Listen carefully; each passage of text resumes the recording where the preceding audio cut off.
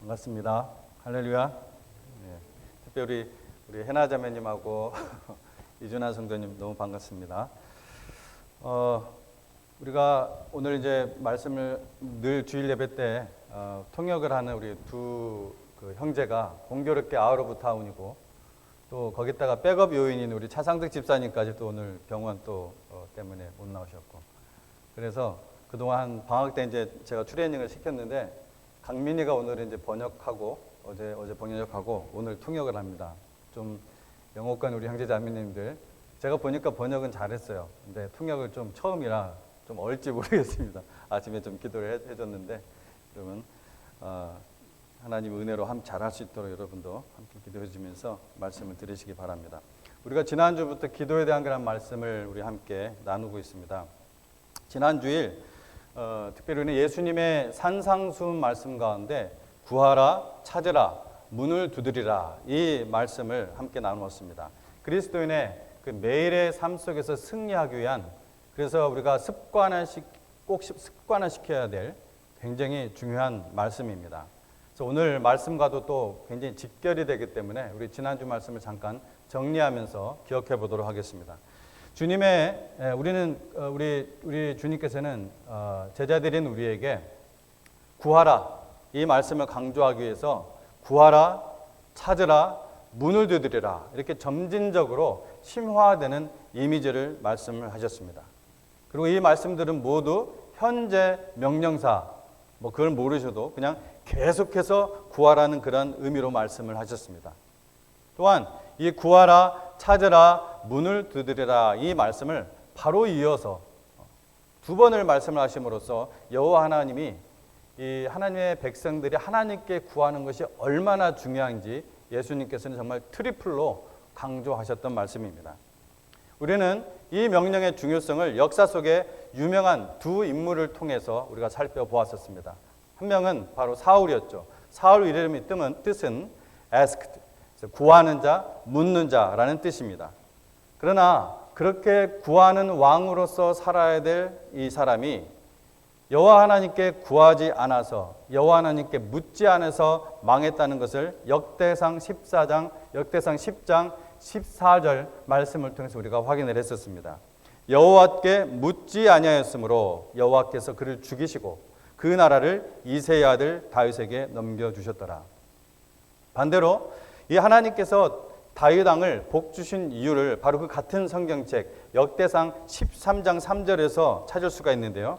우리가 우리 하나님의 궤를 우리에게로 옮겨오자 사울 때에는 우리가 궤 앞에서 묻지 아니하였느니라.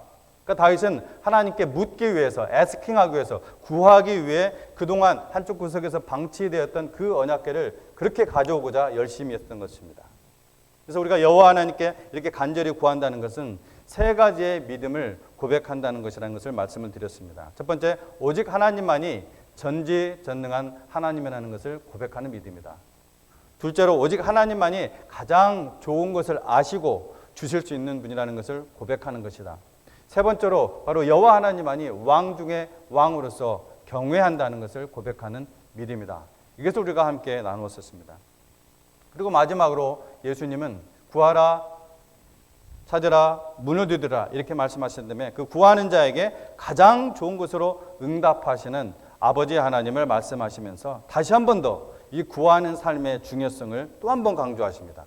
뭐라고 하셨습니까? 너희가 악한 자라도 좋은 것으로 자식에게 줄 알거든 하물며 하늘에 계신 너희 아버지께서 구하는 자에게 좋은 것으로 주시지 않겠느냐.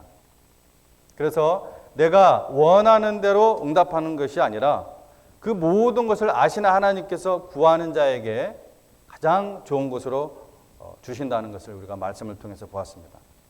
그래서 내가 기도하면서 속으로 원했던 결과가, 내 속으로 원했던 그 결과가 모든 것을 섭리하시고 또 장래를 아시는 하나님께서 보시기에는 No, not yet 이기 때문에 다른 방식으로 응답하실 수 있다는 것입니다. 이것은 부모가 어린 자녀에게 하는 것을 보아도 쉽게 알 수가 있죠. 정말 참된 사랑과 지혜가 있는 부모라면 어린 자녀가 원하는 대로 항상 yes로 응답하지는 않을 것입니다.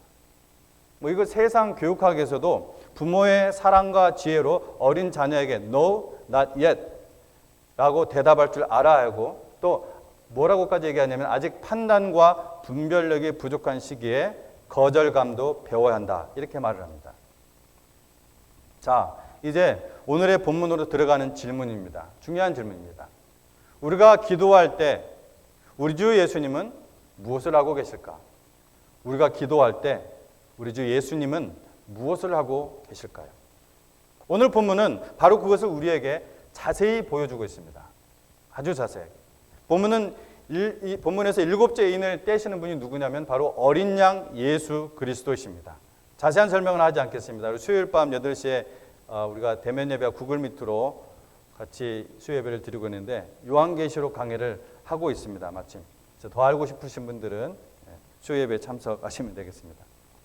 하나님의 오른손으로부터 어린 양의 손으로 옮겨졌던 이 역사의 비밀이 기록된 이 두루마리는 이제 어린 양에 의해서 그 마지막 인이 떼어집니다. 7째 인이.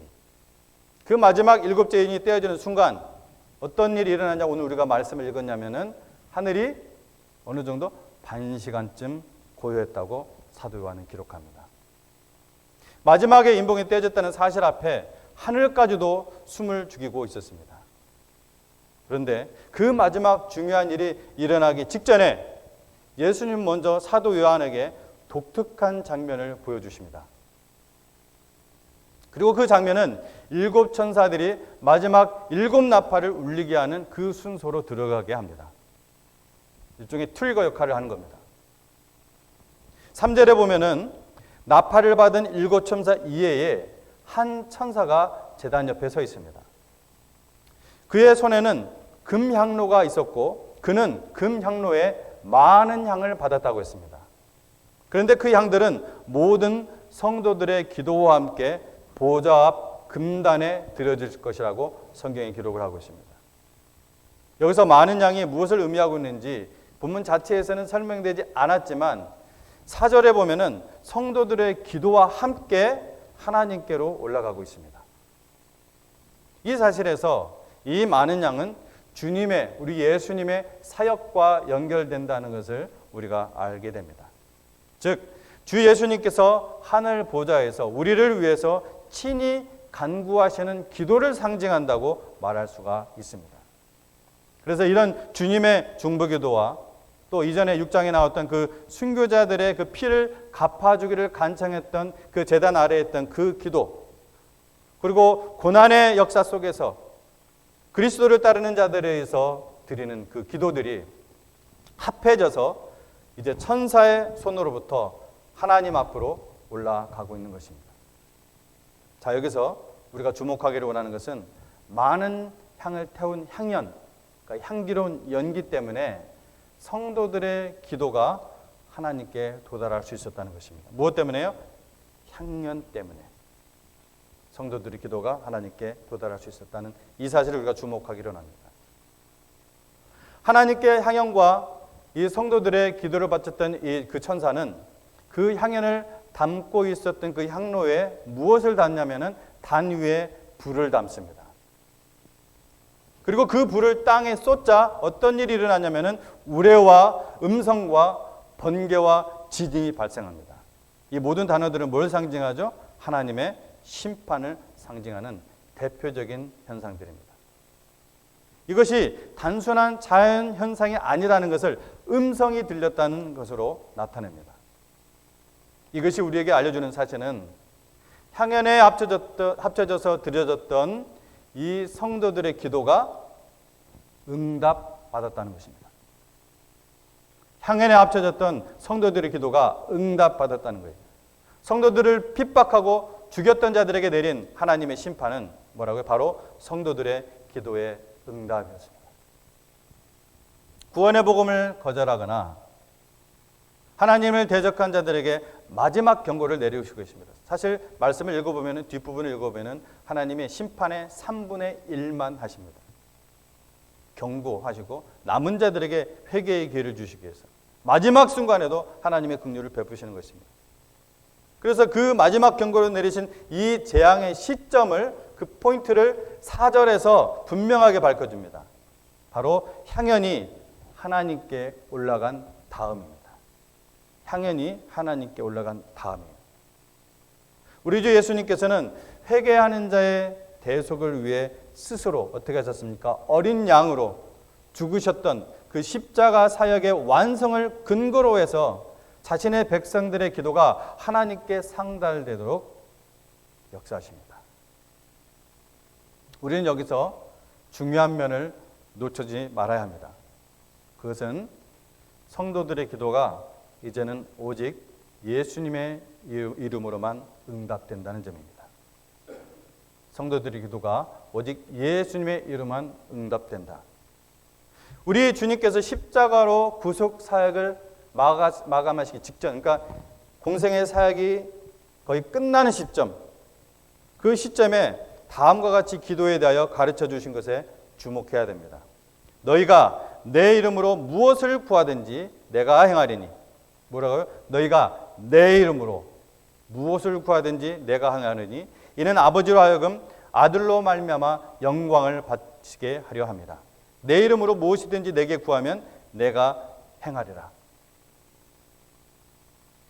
요한복음 14장 13절에서 14절 말씀이죠. 또 내가 진실로 진실로 너희에게 이르노니 너희가 무엇이든지 아버지께 구하는 것을 내 이름으로 주리라. 지금까지는 너희가 내 이름으로 아무것도 구하지 아니었으나 구하라 그리하면 받으리니 너희 기쁨이 충만하리라. 요한복음 16장 23절 24절입니다. 내 이름, 누구의 이름이에요? 예수님의 이름입니다. 이처럼 우리 주 예수님께서 구속 사역을 완성하신 시점에서부터 우리는 예수 그리스도의 이름으로 기도하면 응답을 받게 되어 있습니다. 이것과 관련해요, 제가 기도를 끝날 때 언어 습관을 잠깐 사이드로 말씀드리기 원합니다. 기도 마칠 때 주님의 이름으로 기도합니다라고 이렇게 하는 습관을 가지는 분들이 있죠. 물론 주님이라는 것은 예수님을 가리키는 명칭 중에 하나입니다. 하지만 구약에서 삼위로 계시는 트리니티 가스로 계시는 이 하나님에 대한 총칭으로 자주 사용됩니다. 그래서 기도할 때는 되도록이면은 좀 더 구체적으로 예수님의 이름으로 기도합니다라고 하시기를 권해드립니다. 아버지 하나님께 기도를 드리는 것이고 예수님의 이름으로 기도하는 것이고 성령 하나님께서 우리의 기도를 돕는 것입니다. 그럼 예수 그리스도께서 십자가의 구속 사역을 완성하시기 전에는 어떻게 기도했는가? 그냥 하나님께 기도했습니다. 그냥 하나님께. 자, 그래서 뭘 통해서 볼 수가 있냐면은 3년의 공생의 사역, 퍼블릭 라이프. 그 3년의 공생의 사역 초기에 처음 시작하실 초기에 제자들에게 기도를 가르치실 때 이것도 역시 산상수훈 가운데 나오죠. 뭐라고 끝에 부분을 보면은 나라와 권세와 영광이 아버지께 영원히 있사옵나이다. 그 다음 뭐예요? 아멘입니다. 이 초기예요. 그렇게 가르치셨어요. 기도를 같이 달라고 하실 때. 그런데 이제 십자가의 죽음 그리고 부활로 구속 사역이 완성되기 직전, 바로 공생의 사역이 끝나는 시점, 거기에 와서는 무엇이라고 말씀하셨다고 했죠? 지금까지는 너희가 내 이름으로 아무것도 구하지 아니었으나 구하라. 누구 이름으로? 내 이름으로 구하라. 그리하면 받으리니 너희 기쁨이 충만하리라. 내 이름으로 구하라는 것이죠. 요한복음 16장 24절에 이 말씀을 NLT, New Literal Translation 버전은 이 의미를 잘 전달해 주고 있어요. You haven't done this before. Ask using my name. And you will receive and you will have abundant joy. 네, 나중에 한번 읽어보세요. 자, 그런데 본문에서 더욱 중요한 한 가지가 있습니다. 그것은 육신을 가지고 이 땅에서 구속 사역을 행하실 때 우리를 위해서 친히 간구하셨던 그 주님께서 승천하신 이후에도 우리를 위하여 하늘 보좌에서 간구하고 계신다는 점입니다. 여러분 하나도 안 놀라는 것 같아요. 너무 잘 알고 계시니까 그렇겠지만 얼마나 놀라운 은혜인지 모릅니다. 로마서 8장 34절 말씀에 누가 정죄하리요? 죽으실 뿐 아니라 다시 살아나신 이는 그리스도 예수시니 그는 하나님 우편에 계신 자여 우리를 위하여 간구하시는 자니라. 히브리서 7장 25절 말씀에 그러므로 자기를 힘입어 하나님께 나아가는 자들을 온전히 구원해 줄 수 있으니 이는, 여기서 자기는 누구였어요? 예수 그리스도. 예수 그리스도를 힘입어 이는 그가 항상 살아계셔서 그들을 위하여 간구하심이라. 마지막으로 요한일서 2장 1절 말씀에 나의 자녀들아 내가 이것을 너에게 쓰면 너희로 죄를 범하지 않게 하려니라. 만일 누가 죄를 범하여도 아버지 앞에서 우리에게 대언자가 있으니 곧 의로우신 예수 그리스도니라. 우리 위해서 간구하시고 중보하시고, 하늘 보좌에 계신 우리 주님께서는 지금도, 바로 지금 이 순간도 우리를 대신하여 간구하시는 분임을 신약 성경은 강조합니다. 이처럼 우리가 이 땅에 있을 때도 우리를 위하여 하나님께 간구하신 주님께서는 그리스도인이 죽음을 당한 후에도 여전히 돌보시는 분이심을 오늘 본문은 강조하고 있는 거예요.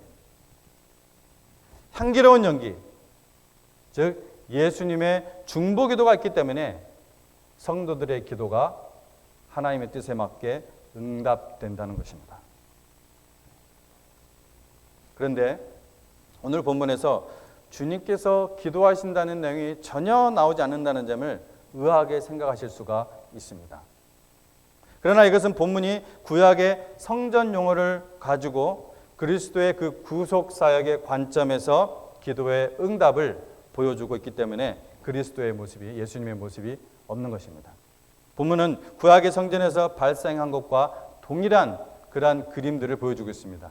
한 구절만 보겠습니다. 레위기 16장 12절에 향로를 가져다가 여호와 앞 제단 위에서 피운 불을 그것에 채우고 또 곱게 간 향기로운 향을 두 손에 채워가지고 휘장 안에 들어가서, 이 한 구절만 보더라도 본문이 바로 구약 성전의 용어들로 가득함을 우리가 알 수가 있죠. 구약에서 제사장이 하나님의 성전에서 기도 전달의 사역을 감당한 것처럼 본문은 천사가 그 기도 사역을 감당하고 있습니다. 기도 전달의 사역을.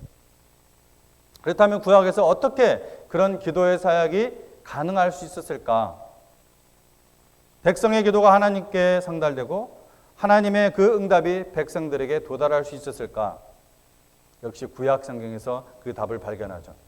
그것은 바로 단위의 불과 향이 있었기 때문입니다. 이 불과 향에 대해서 하나님은 굉장히 엄하게 함부로 다루지 못하도록, 함부로 다뤘다는 죽여버리시죠. 그런 향이 있었기 때문이에요.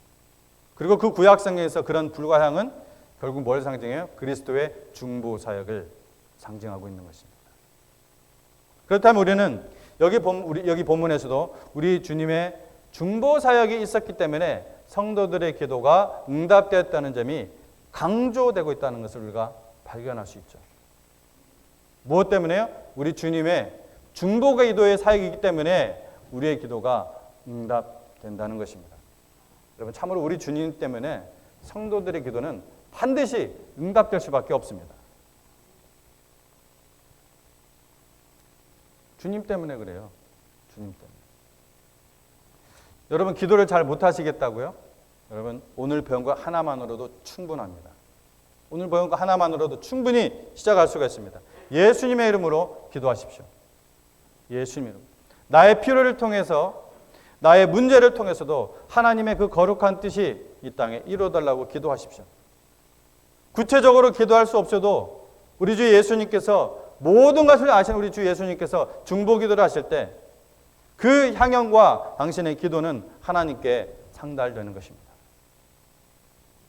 우리가 나를 위하여, 나의 가족을 위하여, 그리스도 안에 있는 형제를 위하여, 자매를 위하여, 교회를 위하여, 또 이 나라를 위하여 기도하는 것들 중에 단 하나도 땅에 떨어지지 않는 것은 우리 주님께서 아버지의 거룩한 뜻에 맞게 중보 기도를 하시기 때문입니다. 나의 기도에 예수님의 그 향기로운 연기가 합쳐져서 아버지 하나님께 올라가는 것입니다. 우리가 기도할 때 우리 주 예수 그리스도께서 함께 중보 기도하신다는 것을 여러분 잊지 마시기 바랍니다. 그것을 생각하면서 그것을 기억하면서 여러분 믿음으로 기도하시기 바랍니다. 여러분 하나님께 향기를 올려드리고 싶으십니까? 그럼 어떻게 하면 됩니까? 돈 한 푼 없어도 매일 할 수 있습니다. 어떻게 해요? 예수님의 이름으로 기도하십시오. 예수님의 이름으로 기도하십시오. 그 영혼이 구원받을 수 있도록, 믿음에서 떨어진 그 영혼이 회복할 수 있도록 기도하십시오. 경제적 어려움에 빠져있는 그 영혼, 믿음을 부여달라고 기도해 주십시오. 병든 자를 위해서 기도하십시오. 하나님으로부터 점점점 그 말씀으로부터 떨어져 나가고 있는 교회들을 위해서 기도하십시오. 점점 타락하고 있는 이 공립학교들을 위해서 여러분 기도하십시오. 여러분 그렇게 기도할 때 세상 어떤 곳에서도 금으로도 다이아몬드로도 살 수 없는 그 향기가 하나님께 올라가는 것입니다. 우리 모두가 합심하여 기도할 때 하나님의 보좌는 아름다운 향기로 채워질 것입니다. 우리는 거짓말을 일삼고 사기를 치고 악을 일삼는 사람들이 잘 되는 것처럼 보이는 이 세상을 이상하게 생각하지 말아야 합니다. 성도들을 핍박하는 이 악의 세력이 지속하고 더욱 심해지고 있는 것에 대해서 회의를 품지 말아야 됩니다. 오히려 그런 모습들을 우리가 보면서 2000년 전 주님께서 친히 당신이 다시 오시기 전에 세상에 대해서 예언하신 것이 진리임을 우리는 확인하는 것입니다.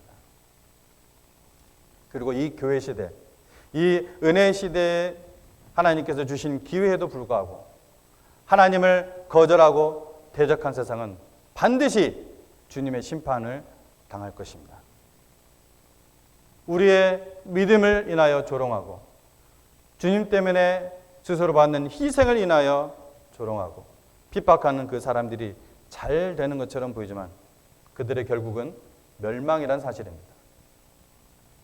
초대교회 성도들이 이 땅에서 죽임을 당했던 것처럼, 그리고 지금도 이슬람권이나 공산권에서 고문을 당하고 죽음을 당하고 있는 그 사람들처럼 우리는 죽임을 당할지 않을지라도 주님을 따른다는 이유 때문에 다양한 손해와 고난을 당할 수밖에 없는 그러한 현실 속에 살고 있습니다.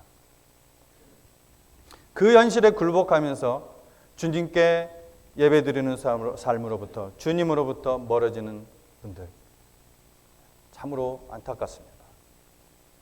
손해를 보고 사망의 음침한 그 골짜기를 걸을지라도 타협하지 않는 여러분, 하나님이 여러분을 늘 보고 계십니다.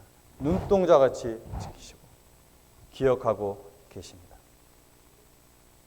그 순교적인 믿음은 정말 태양불 속에 던져도 영원히 없어지지 않는 그 영원한 하늘 보석으로 남아서 그것이 바로 여러분의 면류관이 될 것입니다. 우리의 신음소리를 우리 주님께서는 지금도 들으십니다. 당신은 신음하고 계십니까? 우리 교회는 그렇게 열심히 신음하는 분들이 있습니다. 주님을 위해서, 주님 때문에.